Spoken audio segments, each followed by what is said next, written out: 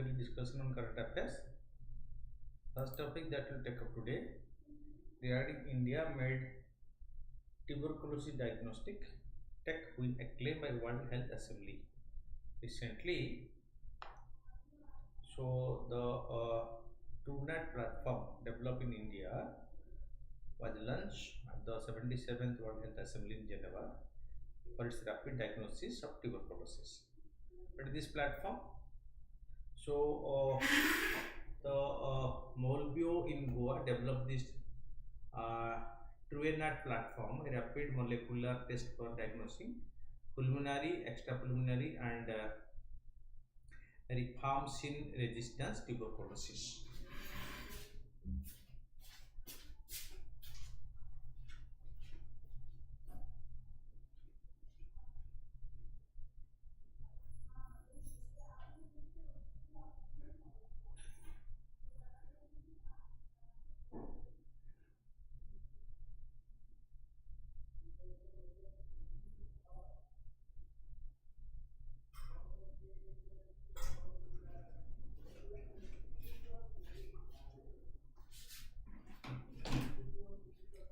So features of the TrueNat platform: this portable battery operated machine provides result from samples in under an hour and can screen for more than 40 diseases.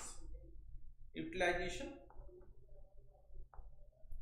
so with approximately 10,000 installations worldwide, the TrueNat is deployed in over 70,000 primary and community health centers as part of the National TB Elimination Program in India. Okay, it has been deployed for over 6,000.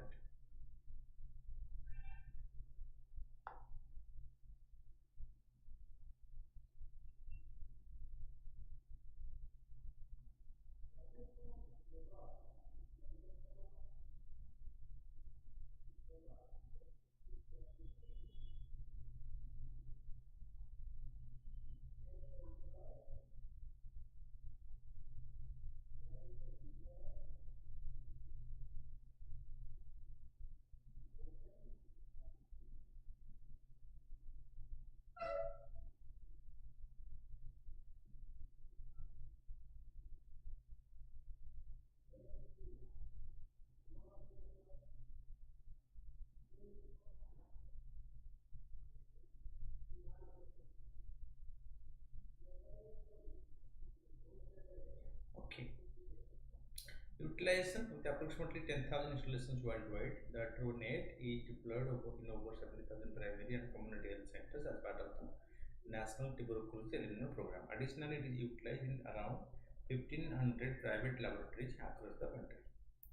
So, World Health Assembly is the decision-making body of the WHO. Delegation from all WHO member states attend this meeting, which focuses on a specific health agenda prepared by the executive board. The main function of the World Health Assembly are to determine the organization's policies, appoint the Director General, supervise financial policies, and review and approve the proposed program targets.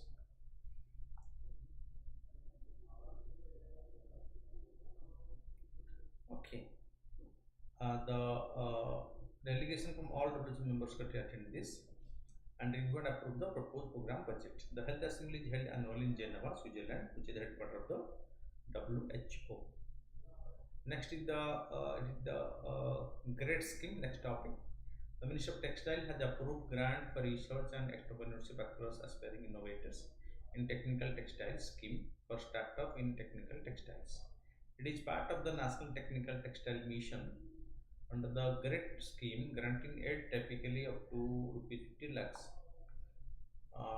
over 18 months will be provided. The scheme aims to harness India's talent and expertise in the technical textile sector to introduce innovation, innovative products and technology to the market.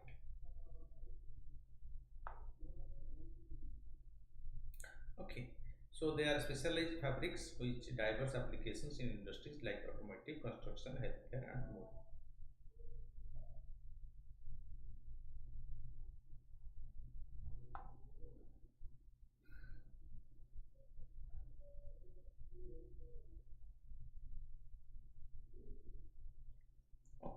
The textiles are categorized into 12 segments based on their usage, including agrotech, meditech, mobile tech, geotech, and others. For instance, mobile tech covers products like seat belt and airbags in vehicles, while geotech includes materials for soil erosion control. Agritech, horticulture plus landscape gardening, agriculture, forestry, animal keeping. Buildtech, membrane, lightweight, but massive construction engineering plus industrial building. Cloth-tech, garments and shoe. Geotech, road infrastructure, railway, irrigation, hydraulic structures, waste landfill, dams, etc. Home tech, furniture, upholstery, interior furnishing, rock, floor covering, etc. Into tech, filtration, cleaning, mechanical engineering, chemical industry. Meditech, hygiene and medicine. Mobile tech, cars, ship, aircraft, trains, space travel, etc. Because of uh, protection equipments. Ecotech, environmental protection, recycling, waste disposal. Pactech, packaging, protective cover system.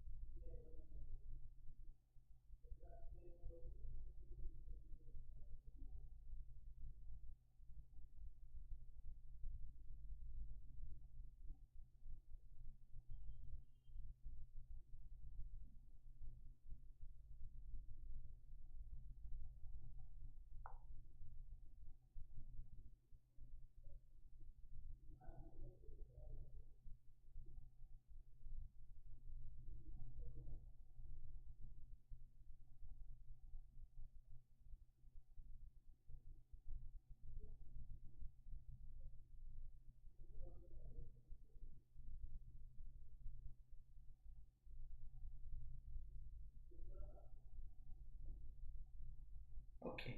Then protect persons and property protection, then sport tech, sport and leisure activity where outdoor sports, athletics, etc. So about the National Technical Textile Mission, it was approved in 2020 and aimed to elevate India as a global leader in technical textiles and boost domestic usage of USD 40 billion to USD 50 billion by 2024. Operated under the Ministry of Textile, it spans 4 years with key components focusing on research, market development, export, and education. India's technical textile sector currently at USD 40 billion with an 80% share in the global market. Targets accelerated growth to 15 to 20% annually to compete with major players like the USA, Europe, China, and Japan. Then next is the dietary pattern in India. In 2023, the household consumption expenditure survey highlights some surprisingly dietary trends in India, emphasizing vegetables, fruits, pulses, and milk consumption.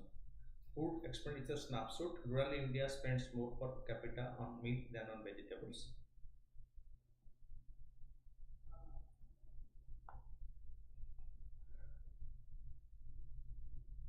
Okay. Regional insight: Rajasthan's vegetarian tag can take contrast with lower spending on vegetables, fruits, and pulses. Northeastern states show higher vegetable consumption than Gujarat, despite having a significant Vaishnava Jaina population. Milk priority: milk consumption is high even in states with lower expenditure on vegetables, fruits, and pulses. Northwest and central India states spend more on milk than on egg, fish, and meat. Non-vegetarian trade: Kerala, Goa, West Bengal, Northeastern Odisha, Jharkhand and Chhattisgarh prioritize expenditure on eggs, fish and meat over milk. In India, vegetarian typically includes dairy and not necessarily veganism. Okay, so dairy products are included in vegetarian, although it is not because they are of animal products. Okay. So the vegetarian abstain from meat but consume animal products like dairy and eggs. Vegans avoid all animal products including dairy, eggs and honey, relying solely on plant-based foods. Non-vegetarian includes meat, poultry, seafood, and sometimes dairy and eggs in their diet.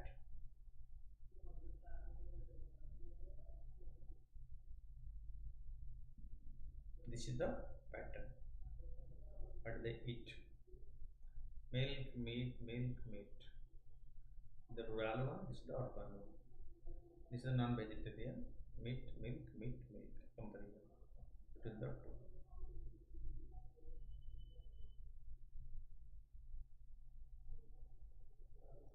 Then Global Economic Prospect Report 2024.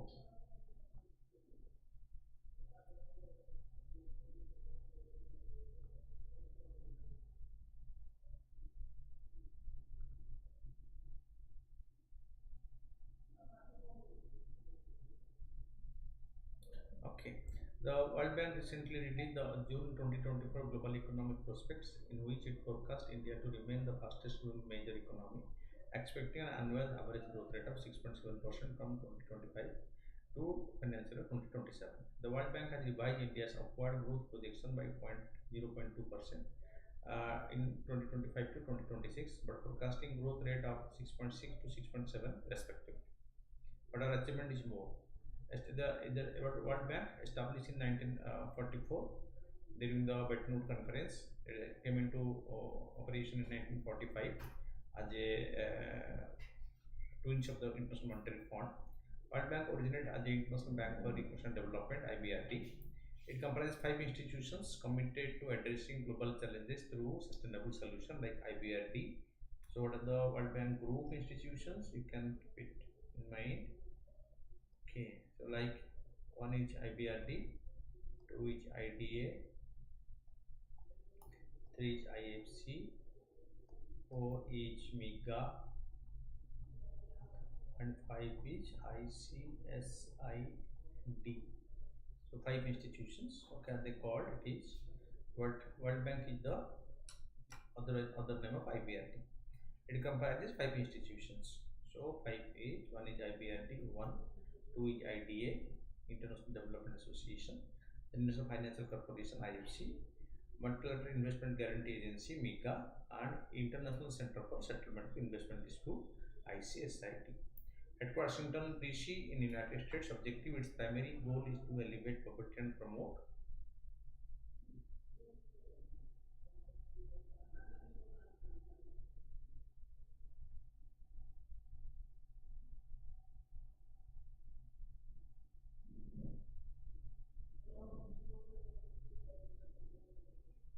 Okay, so member 189 member including India, major reports: ease of doing business, human capital index, world development report, migration and development brief, and global economic prospect report. These are reports published by the World Bank.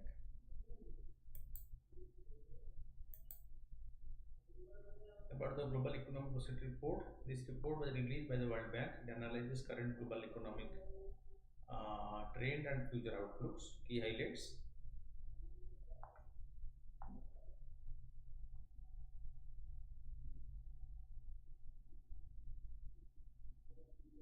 okay.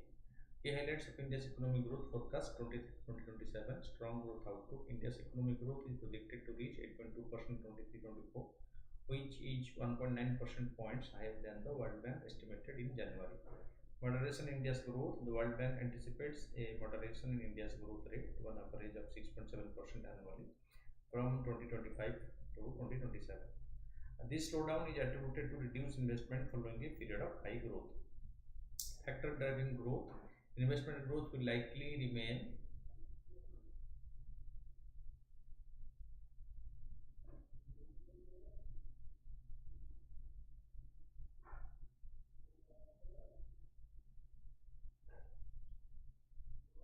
okay.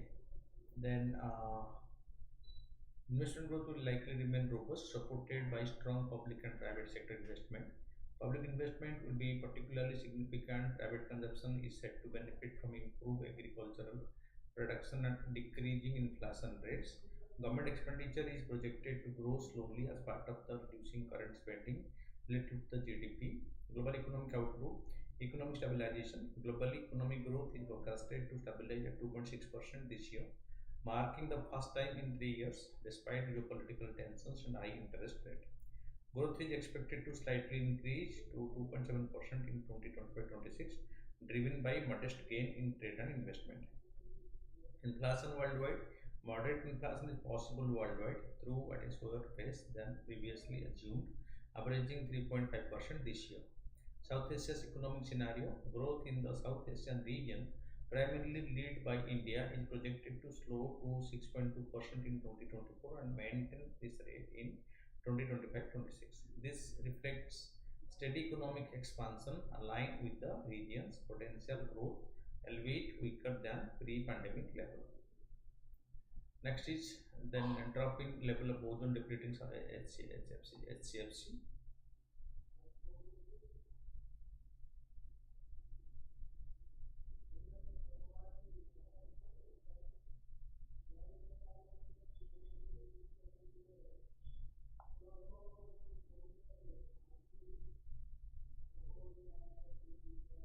Okay, new study published in the journal Nature Climate Change reported a significant decrease in atmospheric hydrofluorocarbons 5 years before this target years. Key findings of the study: ozone depleting hydrofluorocarbons.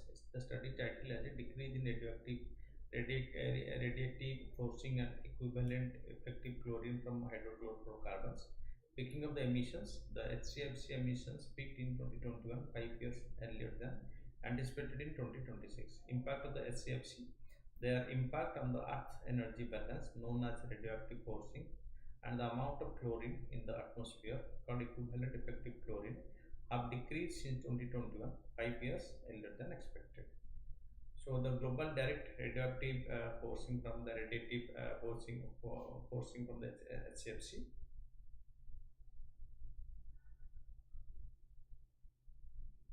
Okay, it decreased to 61.28 milliwatt per square meters in 2023, down from 61.66 milliwatt minus 2 in 2022.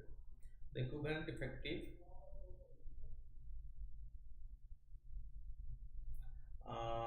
effective chlorine of HFC decreased to 319.331 part per trillion in 2023 from 3 to 1.35 ppt in 2022. Future projection: the HCFC will return to their 1980 value in 2082 for radiative forcing and in 2087 for the ECCI as projected by the research.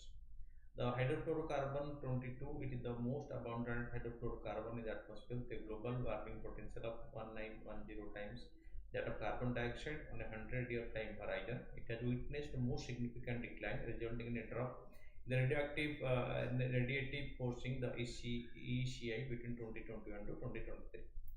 The SCFC 22 usage, it is used as refrigerant in a variety of applications, including unitary air conditioners, cold storage, retail food refrigeration, chillers, and industrial process refrigeration. Hydrofluorocarbons, HFCC.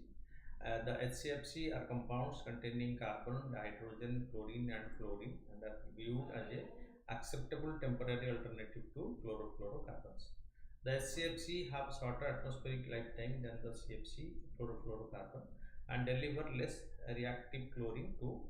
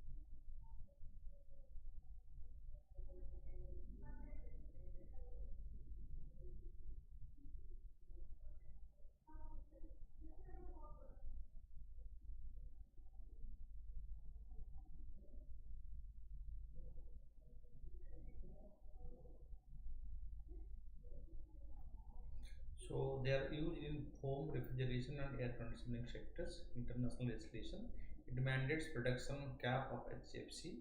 Production is prohibited after 2020 in developed countries and 2030 in developing countries as per the global agreement. Other HCFC, a minor decline was also observed in the HCFC 141B, the second most abundant from 24.63 ppt in 2022, 24.51 in 2023. The third most prevalent HCFC 142B has been progressively declining since 2017. India is ahead of eliminating HCFC in a new equipment manufacturing, as claimed by the government in a report released during the COP28 to UNFCCC in Dubai in 2023. The role of Montreal Protocol in curbing the HCFC emission. The Copenhagen 1992, Beijing 1999 amendments to the Montreal Protocol mandate the phase out of the HCFC production and usage. Phase out target, the production of HCFC is currently being phased out globally with a completion date slated for 2040. The Montreal Protocol enforced strict controls and promoted the adoption of ozone-friendly alternatives, curbing the release and level of HCFC into the atmosphere. Global warming potential. The global warming potential is a term used to describe the relative potency molecule per molecule of a greenhouse gas, taking account of how long it remains active in the atmosphere. The measure was developed to allow comparison of the global warming impact of different gases. The larger the global warming potential of a gas, the more it warms the earth as compared to CO2 over the time period. Especially, it is a measure of how much energy the emissions of 1 ton of a gas will absorb over a given period of time relative to the emission of 1 ton of carbon dioxide. The global warming potential are calculated over 100 years. Carbon dioxide is taken as the gas of reference and given a 100-year the global warming potential of 1. The global warming potential provides a common unit of measurement which allow analysts to add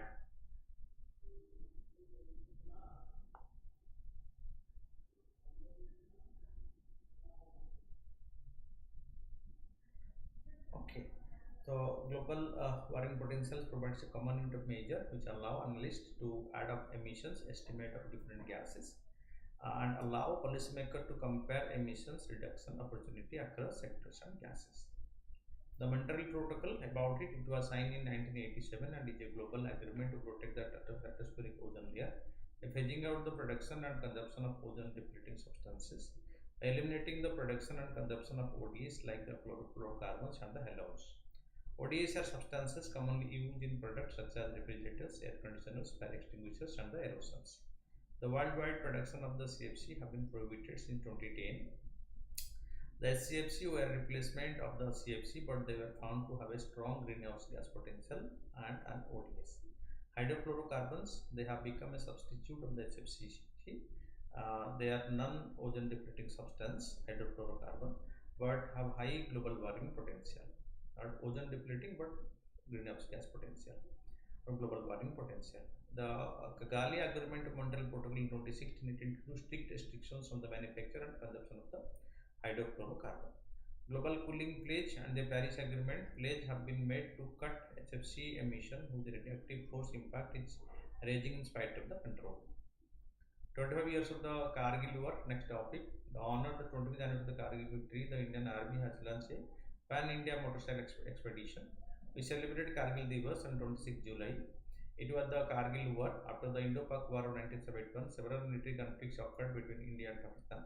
Both countries conducted nuclear tests in escalating tensions that led to the Kargil War of 1990 because India conducted tests in 1998. The Kargil War took place in 1999. The Kargil War fought between May and July 1999 in Kargil district of the Jammu and Kashmir, now part of Ladakh, resulted in an Indian victory over Pakistan. This is the Pak-occupied Kashmir area invaded in China by the Pakistan area ceded to China by Pakistan. Pakistan has given this area to China. Then Indian followed that. This is the area occupied by China, Aksai Chin area. This is taken by China. This is Jammu and Kashmir, Srinagar, the Kargil sector. This is your line of control. This is the line of control between India and China. This is Pakistan's Muzaffarabad. This is Islamabad. This is Pakistan chicken neck which connect the So this is the Jammu. Madhya Pradesh, Punjab, Madhya Pradesh. This is what So in 1990, Pakistan troops infiltrated the Indian side of the line of control under Operation Badr, aiming to cut off Indian troops in the Siachen. In response to Indian Army launched Operation Vijay and succeeded in it.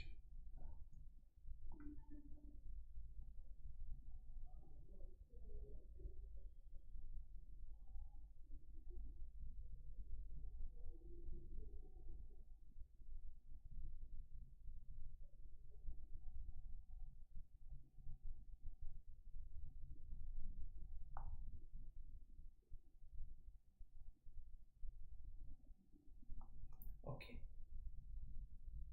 But here's Operation Blue Star in to flush out the terrorists from the Golden Temple. Slogan shouting Khalistan were recently raised at the Golden Temple complex in Punjab's Amritsar during the 40th anniversary of Operation Blue Star. The Khalistan movement seeks to establish a sovereign Sikh state called Khalistan in Punjab region. It traces its origin to India's independence and partition with communal violence leading to displacement of the Sikh. The movement gained momentum with the Punjabi Shubha movement for a Punjabi speaking state leading to the Anandpur Sahib Resolution in 1973. By 1980, Jarnal Singh Bhindranwale's influence, radical leader of the Sikhism, and violent tactics escalated tension, culminating in the 1984 Operation Blue Star to remove him from the Golden Temple complex because he, along with his accomplice, they took asylum inside the sixth highest place called the Golden Temple.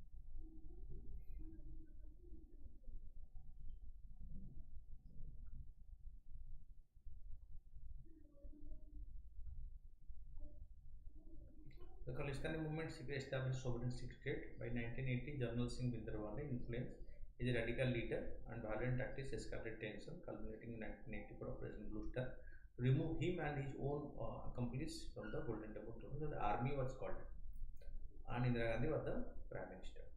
The Operation Blue Star conducted by the Indian Army between 1st June to 6th June 1984 aimed to flush out militants from the Golden Temple and neutralize General Singh Bhindranwale, a key figure in the Khalistani movement. It was followed by Operation Black Thunder in Kashmir, in Jammu, in Punjab from 1986 to 1980 to control the Khalistan terrorists from Punjab. So 86 to 88. It is for 6 days inside Golden Temple and for nearly 2 years in Punjab. Then PM Awas on expansion center to spend 4 trillion. Union Cabinet has approved a construction of 20 million more houses for the PMI Gramin and 100 million for the PMI Urban. It is a housing scheme launched by the Government of India to provide affordable housing for all by 2024. The scheme has two variants, PMAY Rural and PMAY Urban. About this, launched in 2015 by Minister of Housing and Urban Affairs, both centrally sponsored and central sector schemes, economically weaker sections up to 3 lakhs income Low income group 2 to 6 lakh income. Middle income group 6 to 12 lakh income. EW is eligible for assistance in all four variety mission.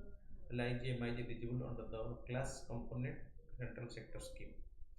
That for verticals in situ slum redevelopment, credit link subsidy scheme, affordable housing in partnership, beneficiary led construction enhancement over 83 lakhs. No, class Rajikon. ठीक है. Over 83 lakhs houses completed as of 3rd June 2024. 2.95 crore house sanction. Then PMI Rural launched in 26 by the Minister of Rural Development, Central Sponsor Scheme, identified through Socio-Economic Caste Census 2011. About 2.62 crore houses completed as of 1st June 2024. Then the Morsi the President of India has rejected the Morsi petition of a member of the bumped ban group Lashkar-e-Toiba convicted for the 2000 Red Foot attack. The Morsi petition is a formal request made by a person sentenced to death or imprisonment uh, seeking leniency from the President or Governor of the state.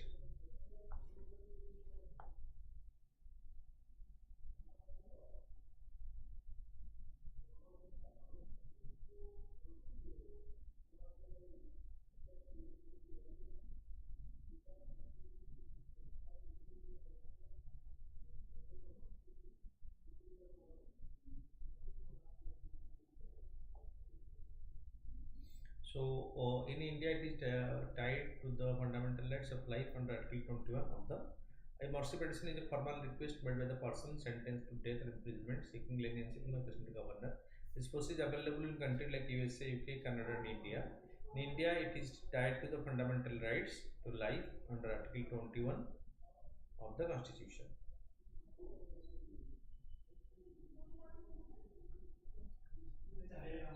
A constitutional framework, Article 72 grants of the President the power to pardon, deprive, respite, remits punishment, or to suspend, remit, or commute sentence, including sentence by court martial, sentence of offences under the Union law, death sentences. Article 161 grants similar power to the state governor for offences under the state law. The center can do this for the central law, and the state can do this for the state law.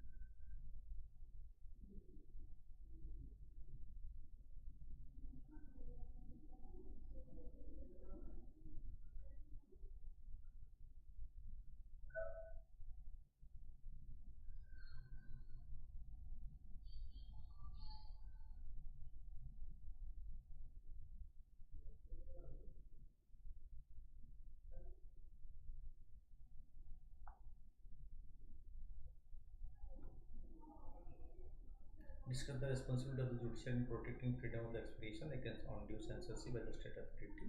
How do judicial intervention enforce democratic principle and rule of law? Freedom of expression is a fundamental right in India, safeguarded by Article 19(1)(a) of the Indian Constitution, subject to regional restrictions under Article 19(2). Recently, on Radha Basin of India, the Supreme Court highlighted the significance of internet access for freedom of speech, directing the government to review the prolonged internet shutdown in Jammu and Kashmir.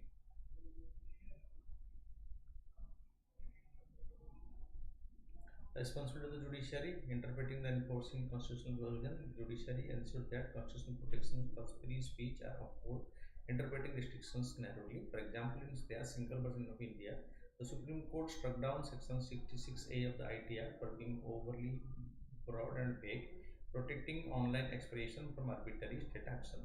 Balancing state interest and individual rights, court evaluate whether restrictions on speech imposed by the state are justified under Article 19.2, which allow for reasonable limitations. For example, in S. Rangarajan versus the P. Jagajiban Ram, Supreme Court emphasized that speech can only be restricted when it poses a clear and present danger to public order. Judicial review.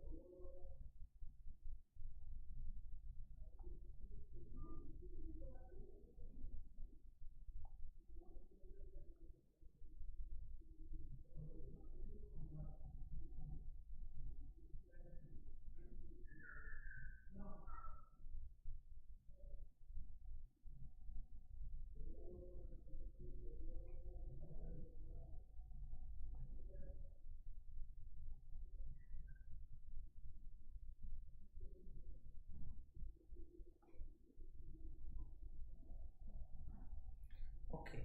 In the Bennett-Pullman versus Company versus of India, 72 prevented the government from imposing limit on newspaper pages, protecting press freedom from excessive state control, protecting media and journalistic freedom. The judiciary defends the rights of journalists and media outlets to report and publish without undue interference, recognizing their role in democracy. In the Sakil Papers versus of India case, the Supreme Court struck down the Newspaper Price and Page Act 1956, which had restricted the number of pages in a newspaper, thereby protecting economic freedom of the press.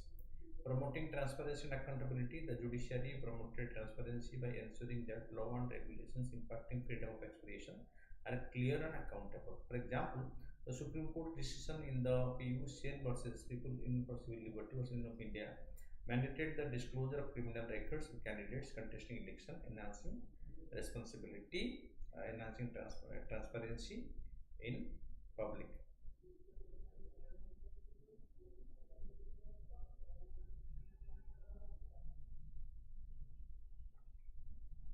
Awareness.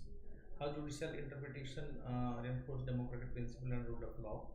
The principle that all individual and institutions and entity, public or private, including the government, are subject to and accountable to law that is fairly applied and enforced. Ensuring state accountability, judicial review holds state authority accountable, preventing misuse of power. For example, in Maneka Gandhi versus India case, the Supreme Court expanded the interpretation of the personal liberty, ensuring that no person is deprived of their rights except by due process of law. Protecting fundamental rights, judicial intervention safeguards fundamental rights, reinforcing democratic principles.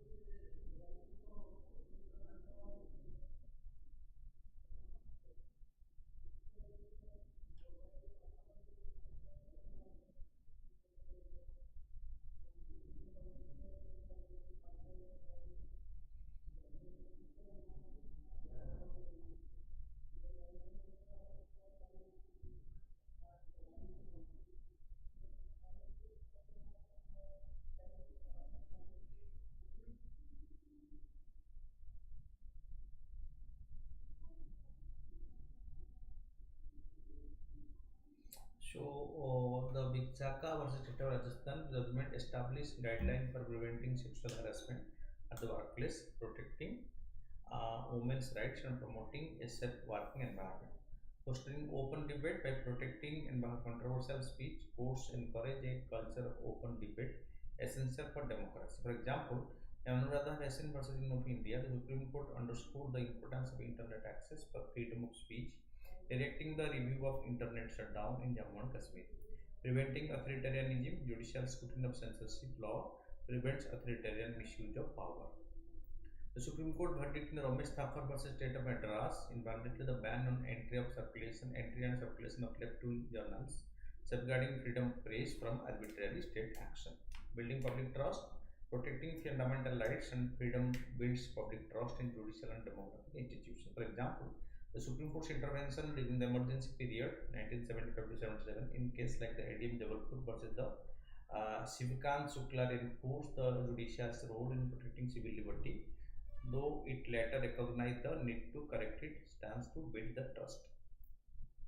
The judiciary's active role in protecting freedom of expression against undue censorship is vital for upholding democratic values and the rule of law. Future efforts should focus on enhancing judicial independence, ensuring timely interventions, and fostering international judicial cooperation. Comprehensive judicial training on freedom of expression and a robust legal framework will further balance free speech with societal needs, ensuring a resilient democracy. Then come to the MCQ, International Organization, Asset Reports, World Economic Forum, World Economic Situation and Prospect Report, World Bank, World Economic Output Report, United Nations Global Economic Prospect Report. Here, none is correct. So, which of the following is associated with the issue of control and phasing out of the use of ozone depleting substances? It is linked with the Montreal Protocol. First, the following statement regarding the pardoning power of the president. The pardoning power of the president is an executive power and it is independent of the judiciary. The petitioner for mercy has right to an oral hearing by the president, where the earlier petition for the mercy has been rejected by the president. Stay can be obtained by filling another petition. So here only one is correct. 1. Consider the following statement regarding the Operation Blue Star. Blue Star conducted by the Indian Army from 1st June to 6th June 1984 aimed to flush out militants from the Golden Temple and neutralize Jarnal Singh Binderwala's a key figure in the Khalistan movement, right? The Khalistan movement seek to establish sovereign Sikh state called Khalistan in the Maharashtra region. This is in Punjab, Suba, Punjab region. So only one is correct. It is a housing scheme, PM Awas Yojana, launched by the Government of India to provide affordable housing for all by 2024. The Indian government has approved the construction of 20 million more houses on the PMI Gramin and 10 million on the PMI Urban. Here, so both 1 and 2 are correct. The Truant platform was seen in the news. It is developed by the development of rapid molecular test for diagnosing tuberculosis, which India is highly praised. The reference to the Windsor Wildlife Sanctuary consider the following statement. The primary vegetation type found in the sanctuary is temperate broadleaf forest. Okay, right. The sanctuary is famous for conservative efforts. Bengal tiger, no. One of the key objective behind establishing sanctuary is to conserve the broadleaf oak forest. So 1 and 3 are correct. Which of the following are members of the Upper Jamuna River Board? So state like Uttar Pradesh, Uttarakhand, Haryana, Rajasthan, Himachal Pradesh, Delhi are the members A. Consider the following statement regarding Lok Sabha Speaker. Prime Minister proposes the name of the candidate speaker after consultation of the opposition parties. No. In order to be elected as the Speaker of the Lok Sabha, the person must not hold an office of profit on the government, right? The outgoing Speaker presides over the first sitting of the newly known. So, Speaker pro tem is appointed. Only 2 is, only 1 is correct. That is 2. Consider the following statement: sewage treatment infrastructure, riverfront development, biodiversity conservation, construction of the dams and barrages. So, how many of these above pillars of the Namami Gange program? So, all 3. So, sewage treatment, riverfront development, biodiversity conservation, construction of dam and barrage is not there. Only 1, 2, 3. 4 is not. So, only 3 are correct.